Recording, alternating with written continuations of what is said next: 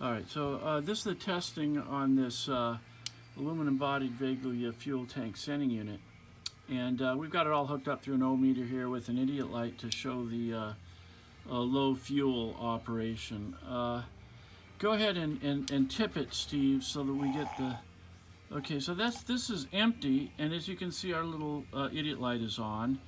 And at empty, we're reading just about 250 ohms, which is very normal for this sort of operation. Okay, Steve, let's see the needle go the other way by tipping it back. And we're in the 5 to 8 ohm area at the other end.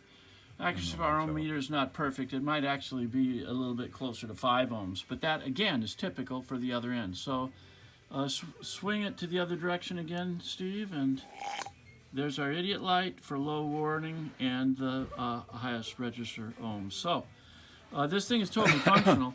Now, I might mention as well that all of these components here are handmade. That is, these electrical terminals here, in order to get them sealed, because this damn thing is in the bottom of the tank. And it had water corrosion in it before that caused pitting on the steel. This has been re-electroplated in zinc.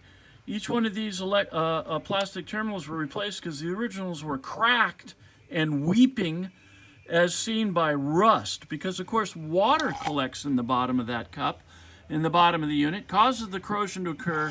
And I have photographs that indicate that originally it was seeping water out from underneath there. And of course, that's eventually gasoline. These now are triple sealed. Interference with the threads into the Delrin, as well as being sealed with epoxy that is designed for gas tank sealing on the other side. We have photos of that as well. Not an easy repair, but we've got it done. And that's our story, and we're sticking to it. Thank you.